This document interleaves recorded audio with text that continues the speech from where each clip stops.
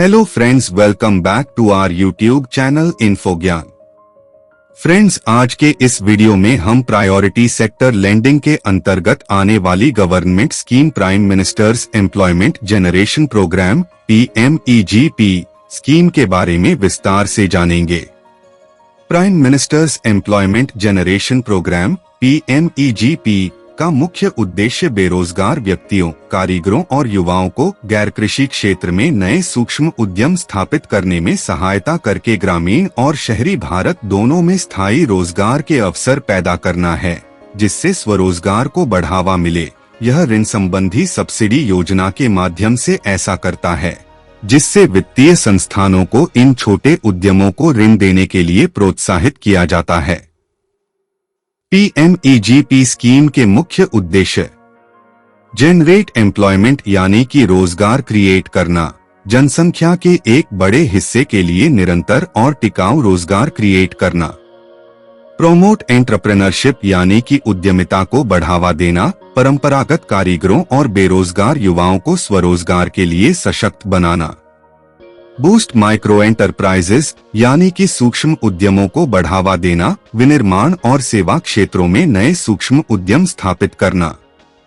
Support rural urban areas यानी कि ग्रामीण एवं शहरी क्षेत्रों का समर्थन करना। ग्रामीण और शहरी दोनों क्षेत्रों में अवसर प्रदान करना, जिससे ग्रामीण क्षेत्रों से शहरी क्षेत्रों में होने वाले पलायन को कम किया जा सके। इंक्रीज क्रेडिट फ्लो, ऋण प्रवाह बढ़ाना, बैंकों से सूक्ष्म क्षेत्र को अधिक ऋण प्रवाह की सुविधा प्रदान करना। नेक्स्ट हम इस स्कीम को जानते हैं, इसमें क्या कुछ दिया गया है। PMEGP स्कीम को 2008 में PMRY prime minister's Rozgar Yojana and REGP rural employment generation programme दोनों स्कीम्स को मर्ज करके लाया गया था। PMEGP स्कीम को मिनिस्ट्री ऑफ MSME द्वारा एडमिनिस्टर्ड और KVIC Khadi and village industries commission द्वारा इम्प्लीमेंट किया गया है। नेक्स्ट, इस स्कीम में एलिजिबल बोरोवर्स कौन हो सकते हैं। कोई भी individual, below poverty line, self help group, trust, society इस स्कीम में लोन लेने के लिए एलिजिबल रहेगा। इंडिविजुअल के केस में उम्र 18 साल से ज्यादा होनी चाहिए। इनकम की कोई सीलिंग नहीं है। इस स्कीम में लोन सिर्फ न्यू प्रोजेक्ट के लिए दिया जाएगा। नेक्स्ट हम देखते हैं कि लोन कितना दिया जा सकता है। लोन प्रोजेक्ट कॉस्ट के अनुसार तय किया जाएगा। मैन्युफैक्चरिंग सेक्टर में लोन तभी दिया जाएगा जब मैक्सिमम प्रोजेक्ट कॉस्ट 50 लाख रुपए तक होगी। बिजनेस या सर्विस सेक्टर में लोन के लिए मैक्सिमम प्रोजेक्ट कॉस्ट 20 लाख रुपए होनी चाहिए। Next, education qualification. यदि मैन्युफैक्चरिंग सेक्टर में प्रोजेक्ट कॉस्ट 10 लाख से ज्यादा और सर्विस सेक्टर में प्रोजेक्ट कॉस्ट 5 लाख से ज्यादा है तो एप्लीकेंट को 8th पास होना जरूरी है। नेक्स्ट, मार्जिन को देखते हैं।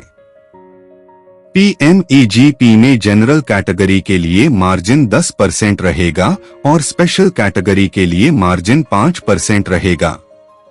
SC, ST, women, other backward class, minority, north east region, physical handicapped, ex serviceman, hills and border area, इन सभी को स्पेशल कैटेगरी में रखा गया है। नेक्स्ट हम PMEGP स्कीम में मिलने वाली सब्सिडी को देखेंगे। अर्बन एरिया में जनरल कैटेगरी को 15% और स्पेशल कैटेगरी को 25% सब्सिडी दी जाती है। रूरल एरिया में जनरल कैटेगरी को 25% और स्पेशल कैटेगरी को 35% सब्सिडी दी जाती है। अब जानते हैं कि इस सब्सिडी को बैंक द्वारा कैसे मेंटेन किया जाएगा। सब्सिडी को बैंक द्वारा बिना इंटरेस्ट की टर्म डिपॉजिट में 3 साल के लिए रखा जाएगा। जिस अमाउंट की सब्सिडी को टर्म डिपॉजिट में रखा जाएगा उतने अमाउंट का लोन पर इंटरेस्ट नहीं लिया जाएगा। टर्म डिपॉजिट को 3 साल के बाद लोन में क्रेडिट किया जाएगा।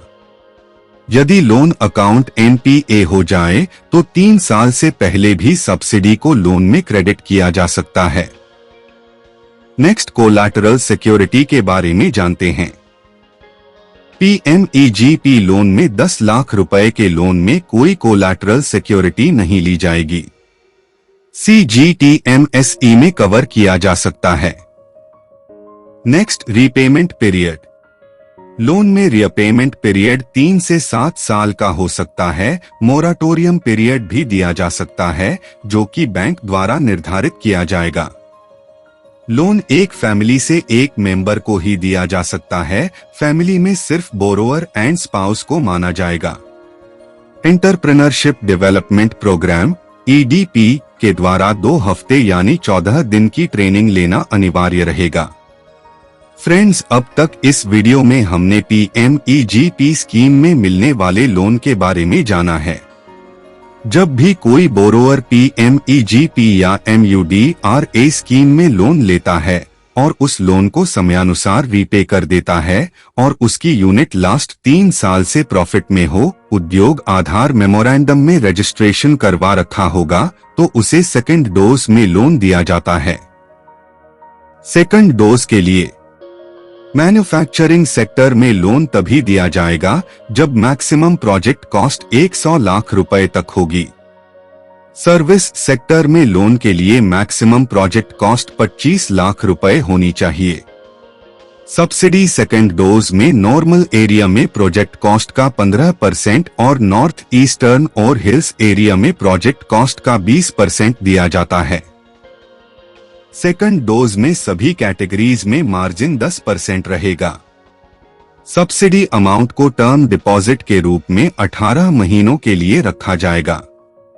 सब्सिडी के लिए बाकी सभी कंडीशंस फर्स्ट डोज के अनुसार ही सेकंड डोज में भी रहेगी। फ्रेंड्स, हमने इस वीडियो में prime minister's employment generation programme PMEGP scheme के बारे में जाना है। नेक्स्ट वीडियो में हम कुछ इम्पोर्टेंट क्वेश्चंस को देखेंगे जो अक्सर एग्जाम्स में पूछे गए हैं। Thanks for watching this video.